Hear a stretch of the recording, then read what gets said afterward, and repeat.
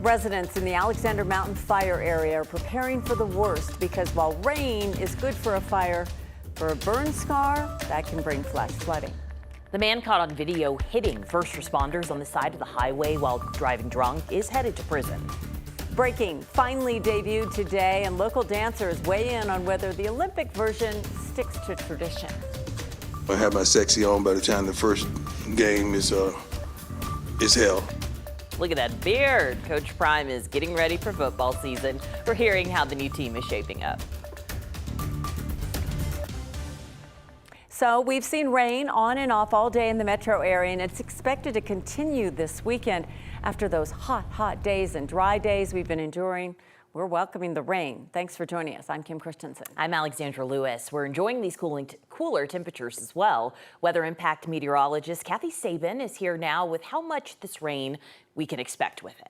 Ladies, I think the heaviest rainfall has already fallen in Denver. But again, as you mentioned, Kim, we are watching those burn scar areas so very closely because even light showers on top of the rain we've seen off and on for the past 48 hours can create some mudslide issues and debris flow issues.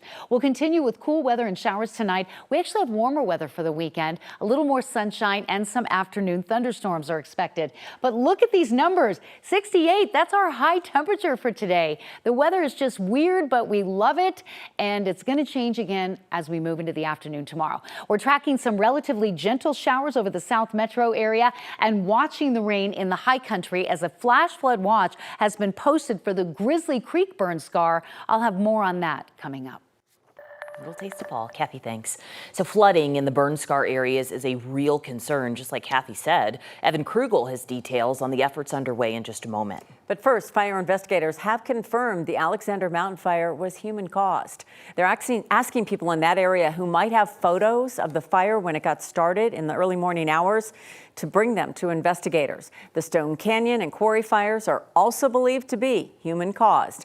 The Alexander Mountain fire damaged or destroyed more than 50 structures, including 24 homes. As Evan Krugel shows us, people in that burn scar area are now preparing for potential rain tonight and this weekend. Heavy rain can be good news for a fire. But as the skies opened up over Loveland, concerns began to shift gears to what's next just up the canyon on the Alexander Mountain burn scar. After a fire, the ground almost becomes water repellent. And so when it rains, it can cause flash flooding really quickly. It's why Ashley Schmidt and a small team spent the day outside in the elements, getting gravel, bags, and pallets ready for those who need sandbags this weekend. And so these sandbags can help families protect their homes, private roadways from any flash flooding that happens over the next couple weeks. We'll load them up with pallets in the back of their truck. They can pick up 10, 15 in their car, whatever they need, and just take them right to their homes. The nonprofit Serve 6-8 has experience doing this after the Hyde Park fire and more recently the Cameron Peak fire. You know, you never want to see flooding, but it's so encouraging to me to see the community come together and want to take care of their neighbors. And so even though this sand pile represents flooding for so many people, what it represents to me is people coming together to care for their neighbors and being willing to help. We can't stop flooding, but we can help to redirect the water, and that's a lot of manpower can come together to make that happen. Those sandbags will be available here at the Res Church from 10 a.m. until noon on Saturday. In Loveland, Evan Krugel, 9 News. A man who crashed into multiple first responders while driving drunk in Commerce City last year will spend 4 years in prison. A judge sentenced 24-year-old Benjamin Winters earlier this afternoon. 9 News' Ria Jha was at today's hearing and is live outside the Adams County Courthouse with more. Ria? Yeah, dozens of first responders showed up, filling the entire left side of the courtroom for Winters' hearing today. Many of the victims who were there that night in December took the podium to say they are lucky to be alive. In May, Winters pleaded guilty to 5 counts of assault after crashing into 6 first responders who were on I-76 at the scene of a separate crash. Winters was on his phone while also drunk and high. One firefighter talked about numerous surgeries he has gone through and how he still has more coming up. Another paramedic spoke about the trauma of that night, many of them not knowing if they were going to live. The prosecution argued that Winters should face prison time because of the lasting impacts of this crash. The sentence that you hand down should mirror the firefighters' struggles. If they are unable to live their lives 100%, then Mr. Winters should not be able to live his life 100%.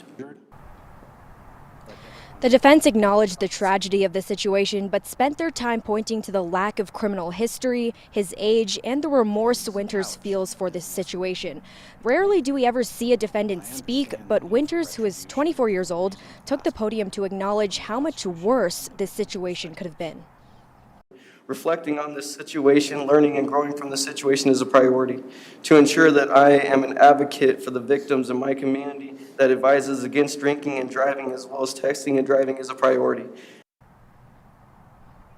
The judge said he did not question Winters' remorse, but could not ignore the pain he has caused and added 3 years of parole on top of the 4-year prison sentence. Now, we tried to speak with victims after the hearing, but the situation was still too fresh for them to speak about. Reporting live in Adams County, Rhea Cha, 9 News. Understandably so. Rhea, thank you.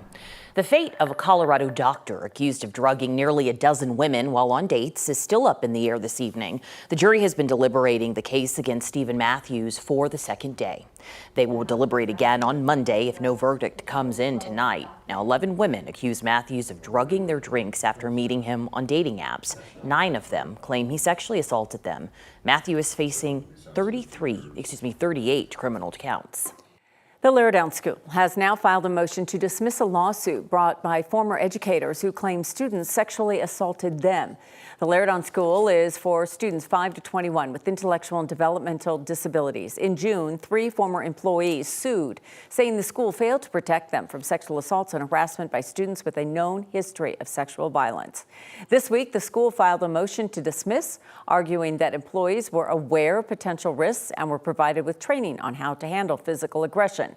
The former employees we spoke with today say there's a huge difference between physical and sexual assault. Could deal with the physical aggression, and that was fine. But I had to get on extensive medications and go through extensive therapy, and now I'm in PTSD, trauma-specific therapy as well. And that all started after the sexual assaults, not after any physical aggression. It's a very, very different category. In a statement, the school said they are deeply committed to ensuring the safety of their community, but could not provide any additional details on the case because of the active investigation. The Jeffco Sheriff's Office is upping patrols in the southern part of the county because somebody is once again throwing rocks at moving cars. Sheriff's officials say 6 cars were damaged between July 19th and August 4th, but luckily nobody was hurt. The rock throwing happened along Quincy, Bellevue, Bowles, Coal Mine, and Peakview Avenues. The suspect car is described as a smaller 4-door sedan, but no other details have been given. If you have any information, the Jeffco Sheriff's Office asks that you call the tip line number there on your screen. You might remember it was a large rock that killed a woman in Jeffco in April of last year, 20-year-old Alexa Bartell. 2 of the suspects have already pleaded guilty to their parts in the crime. The 3rd suspect, Joseph Koenig, will have a separate trial. That date has not been set yet. Investigators had a tough time determining what started a fire that damaged nearly 80 storage units in Arvada in June. You'll remember it was pretty visible near I-70 in Wadsworth. We've learned Arvada fire investigators have ruled that as undetermined. A department spokesperson told us this afternoon they found just too many potential starting points.